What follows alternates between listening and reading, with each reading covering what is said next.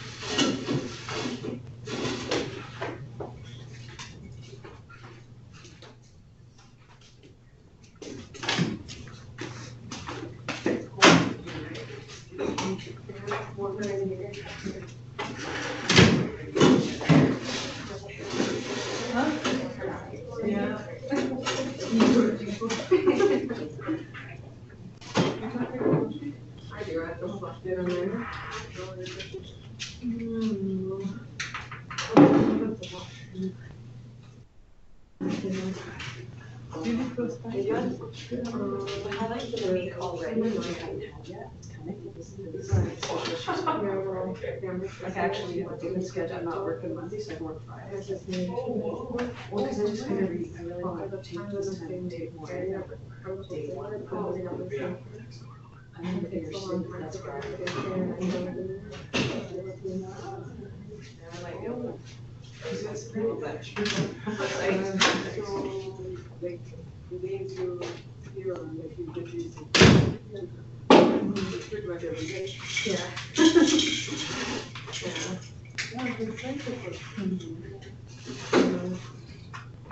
But you still have to talk to your daughter? Yeah.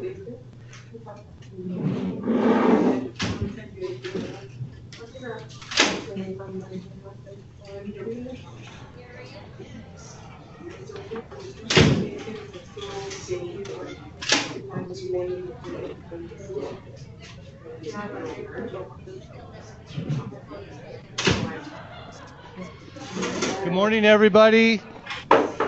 How's everybody this morning? Good. You're all good? Excellent. How's Edmonton this morning? How's Red Deer this morning? Are they waving? Happy birthday, Byron. Okay, what about the shelter? The shelter's paying attention? That is awesome. Okay, we have a very important speaker this morning, but before we get to that, we have some announcements. And my announcement thing just turned off. So, just a couple of things. So, in Edmonton, there's something called Paint for Poverty, which is taking place tomorrow. Now, the thing you need to know is none of Steve Wiles' works of art are going to be auctioned off at this, not one. Remember last week he was telling us how he was doing the painting class. Didn't make the cut. Anyway, this is a painting event at the Cafe Lacombe, and the funds raised are going to Art Club and the Mustard Seed. Today is the last day that you can get tickets. You can get tickets at smashartevents.com. The tickets are $50. Now, if Steve's stuff was in there, it'd be $100 for those tickets, right? So, Steve's right there. Yeah. Otherwise, I wouldn't have said it. But anyway, the TMS employee promo store is open. If you would like to see the quality of the items, is Roseanne here so she can wave her hand? No, Roseanne has some samples in her office in Calgary. Dean has some samples. Dean will actually model them for you in Edmonton, so we're excited about that. You can purchase items on the website, the Seed White Paper Promo Store.com. Boy, that would be a lot to remember, but we'll get there. For Calgary staff next week, April 5th, we're going to move from this location. So if you're in this location at 10 o'clock next week and nobody's here, go to the second floor of the 1010 building. You will find us all there into the new space that we're going to use for Faith Connect going forward. We're very excited about that, right? Steve should get a little bit of round of applause, and Donald, because they did a lot of work to make that happen. Next week's speaker is David, I'm going to say this last name wrong, McIlveen from Boardwalk. I'm looking at you, Steve. I don't know. McIlveen. Okay. Thank you, Richard. From Boardwalk. And before we introduce today's speaker, where is Sydney? Sydney's going to do a 45-minute promo, 45-second promo. Hope you guys don't have a second meeting. Good morning. My name's Sydney. I'm the new Seed Academy facilitator. So I just want to give a little introduction of our new employment program here. We currently have a one-on-one coaching program, and we're launching April 3rd, so this coming Monday, our new Seed Academy. So it's a week-long workshop for job seekers. We'll give pre-employment training skills in 1 week. It's a little more intensive than maybe our coaching program, so we're hoping it'll help 15 clients a week. It'll be run bi-weekly, just out of our 1010 center in the second floor. So if you see activity up there in the computer lab, that's what's going on. And yeah, if you're working with clients and they need some employment support, send them our way. They still need to fill out the regular application, but they can just make a note of Seed Academy, and we'd love to have them and help them. Thanks. Awesome. Great stuff. This week's speaker is our own Crystal. Is Crystal, are you here somewhere? Oh, there you are. I get scared when I don't see the speaker, it's a little. This week's speaker is Crystal Lowen. Crystal is our volunteer service coordinator here in Calgary, and I said I was just going to do the intro straight like that, so that's what I did. So. Thanks, Bill. Yeah, so I've had quite a bit of time to think about what I wanted to share today, and something that's been on my mind. Also, if you can't hear me, let me know. It happens. It happens sometimes. But something that's been on my mind, not just in recent weeks, but over the last couple of years, is this concept of resiliency. Now, a quick footnote. I know we've got some clinicians in the room. So if you can kind of take that, the very specific template in a clinical setting that you would think, that framework that you use for resiliency, and maybe set it aside just for the duration of the morning. I think there's a lot of meat here that we can explore together. Now, working here over the last couple of years, I've often wondered how one person, when faced with some sort of a trauma, unemployment, the loss of a parent, maybe a mental illness, maybe even a physical disability, can overcome that experience or that set of experiences and really bounce back and live a life of abundance by anyone's standard. Yet at the same time, others become really overburdened by either even a lesser experience or a smaller combination of those types of hardships.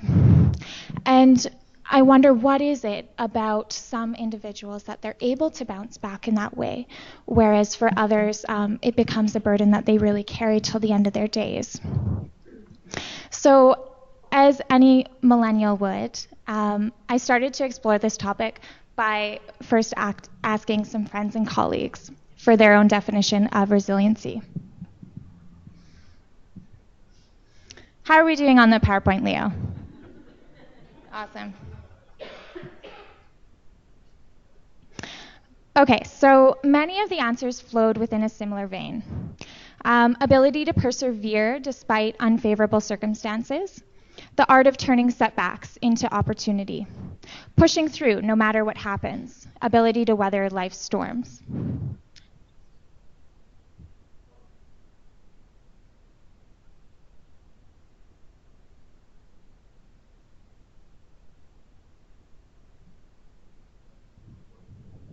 Okay, and one of my personal favorites, always bouncing back, getting back to the essence of who you are, even after being stretched, pressured, or stressed.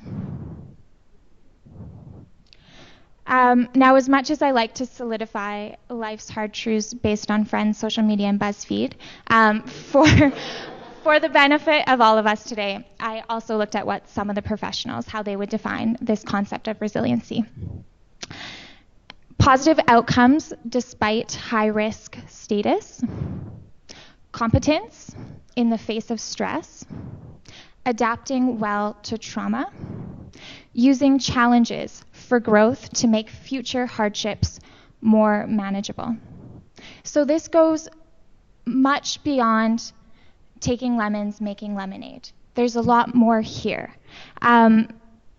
It's not measured by our response to one isolated incident. It's over the course of a lifetime.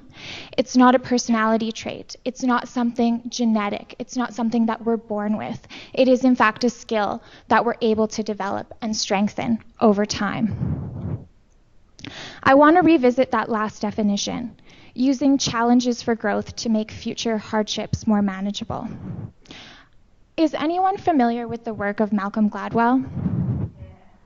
He's written a lot of good books, and one of those, it's called David and Goliath. And in this book, he actually looks at people, particularly in the business sector. He looks specifically at entrepreneurs and others who have been faced with some sort of a hardship, particularly usually in childhood, maybe the loss of a parent, could be dyslexia or some kind of learning disability.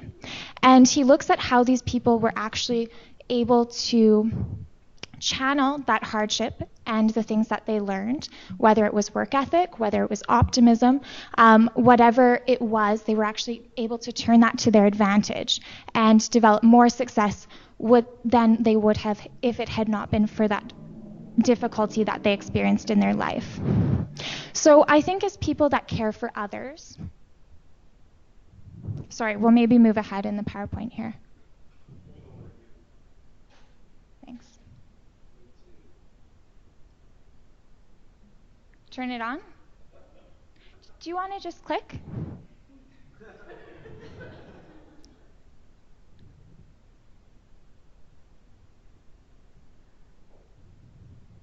Sorry, here we go. Okay, so we'll skip actually to the next one.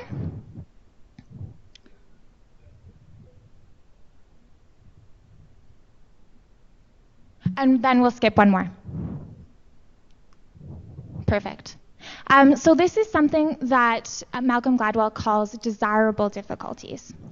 And I think as caregivers, we often want to insulate people from hardship or make it easier for them to experience in some way. This is how we have helicopter parents. But sometimes those hardships that we face are really important building blocks for weathering more important storms down the road. And sometimes those are learning experiences that really help us grow and develop that skill of resiliency over time.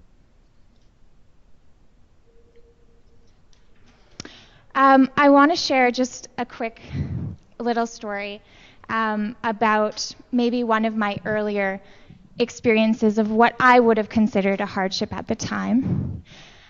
Back when I knew everything and was turning 18, I wasn't exactly sure which university I wanted to go to. I told my parents I'd take a year off and work and then kind of go from there. But as the summer came to an end, I felt divinely led, which is questionable looking back, to actually pursue an outdoor education certificate. And nobody was more surprised, I think, than me. My mom in our family controls the purse strings, actually. So she was the first one to be let in on this newfound plan of mine. She was not quite so excited as I was when I told her about it, but nonetheless, I kind of got her on board, and 2 weeks later, I was living in the woods of Montana. I'd never really been on an actual hike before, and I definitely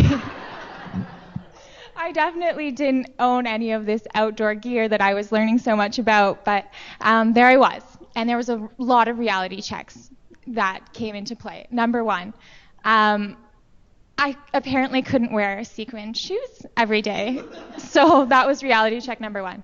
Number 2, we were leaving on a 5-day hiking trip the following week.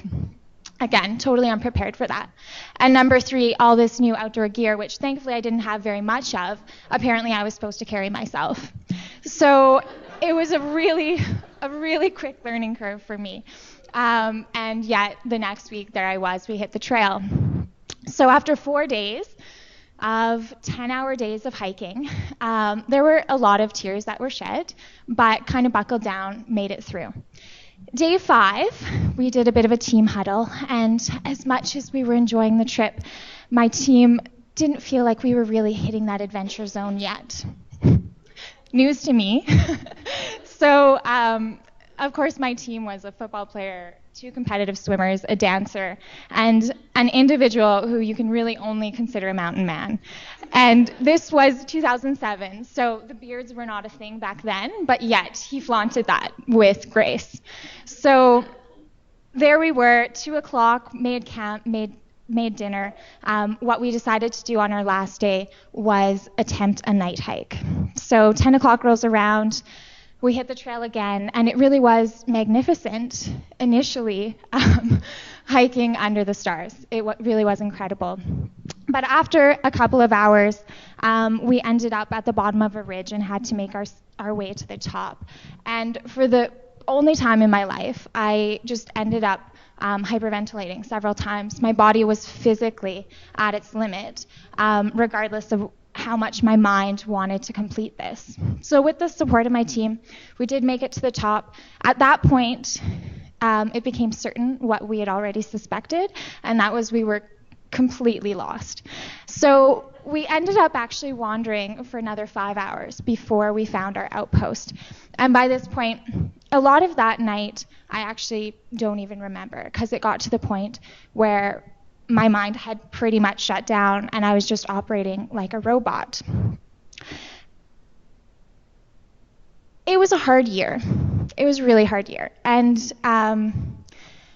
I think there's so many times over the course of my life, however, that I've looked back at, and this is the story of physical resilience, but mental resilience as well. And there's so many times that I've faced challenges and thought back to that year and just thought, if I could do that, I can crush this, right? And looking back, yes, if some people had spoken into my life and said, maybe the outdoors is not the thing for you, Crystal, they would have protected me from some of those challenges, but there's no doubt in my mind that those growth experiences have enabled me to do so much more down the road, and I'm sure that into the future as well, these things will continue to shape and strengthen me. If we can go to the next one. Thanks, Leo. So I want to then look at this concept of resiliency and apply it to our work here at the Mustard Seed. So firstly, looking at our ministry, looking at client care, what does resiliency mean? So first, actually the field of research began by looking at orphans and veterans coming out of World War II. And this is where we first saw the distinguishing of these 2 camps, individuals coming out of the same type of hardship, some doing really well in life, some forever changed and never really able to rise or bounce back.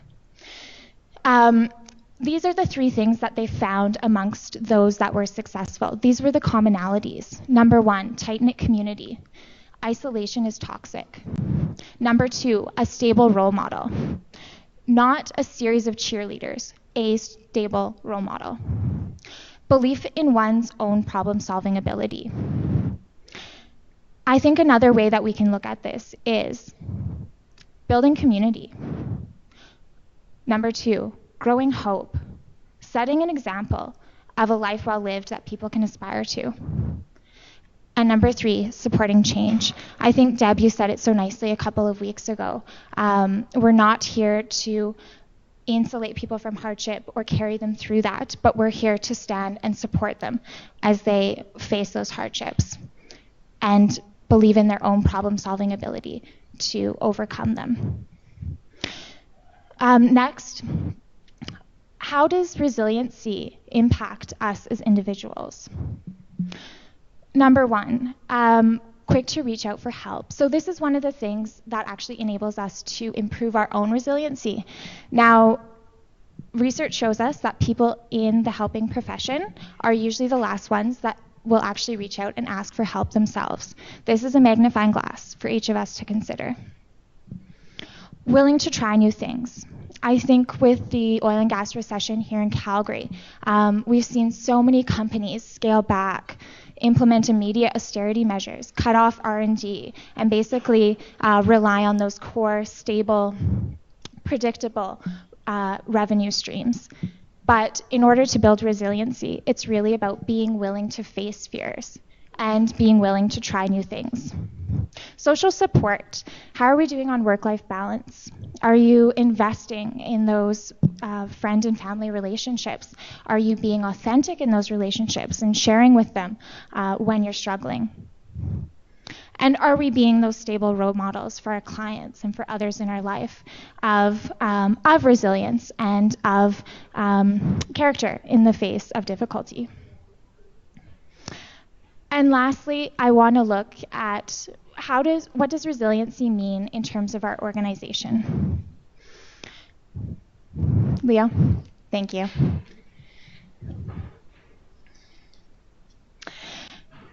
Change is a difficult thing. We work in a difficult sector. We're coming to the end of our fiscal year next week and looking at a lot of restructuring. We're looking at meeting new needs, looking at families instead of single adults as we've been caring for up until this point. And we're celebrating some things, as Steve mentioned last week. You know, we're celebrating even well below sector turnover. But yet on the other hand, there's a certain extent of loss too in seeing 1 out of 3 of our friends and colleagues moving on throughout the course of the year. And how does this change impact us, and how do we process this, and how do we bounce back and still be willing to take on new risks? The number one tip that researchers tell us in how to build resiliency is tethering ourselves to a core set of beliefs. This is not groundbreaking. I think anyone who grew up in Sunday school knows Matthew 7. There was a man who built his house upon the sand, and a man who built his house upon a rock. And Mustard Seed has been here for over 30 years. There have been many rains that have fallen, many floods that have came, and the winds have blown and beat on this house. And we have stood strong. And that is because we've tethered ourselves to a core set of beliefs. And that is to care for the vulnerable with Christ's love. And this is an incredible advantage. There's so many companies and the US military and Goldman Sachs, everybody's trying to teach resiliency, but nobody can teach this, and nobody can compete with our set of core values that we have here at the Mustard Seed.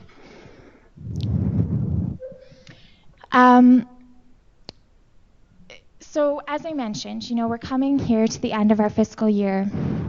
We're coming to the end of winter, looking forwards towards spring. And also coming towards the season of Easter.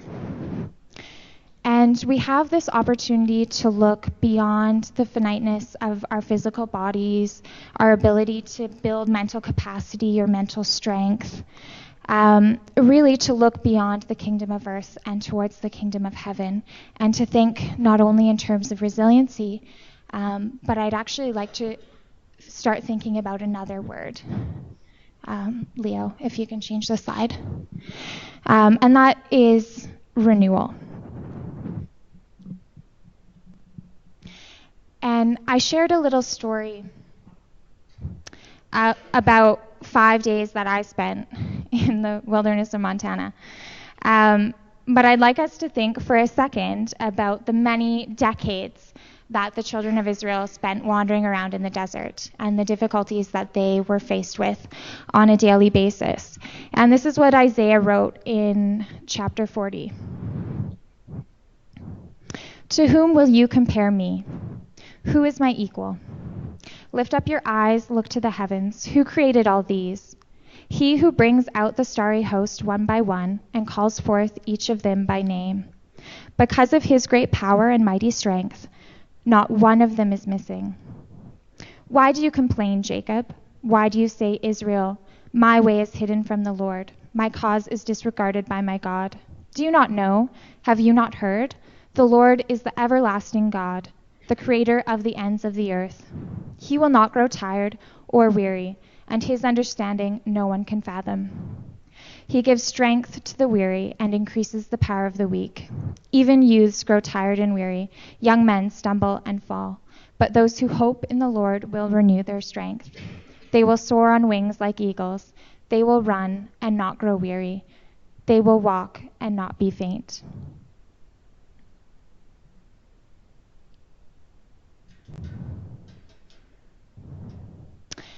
I just want to encourage you today, again, as we look towards Easter, as we look towards this season of renewal and newness. It's not just about buckling down and working harder. Let's make it our goal, rather, to grow closer to the source of renewal, that we might be better vessels of his love. Thank you.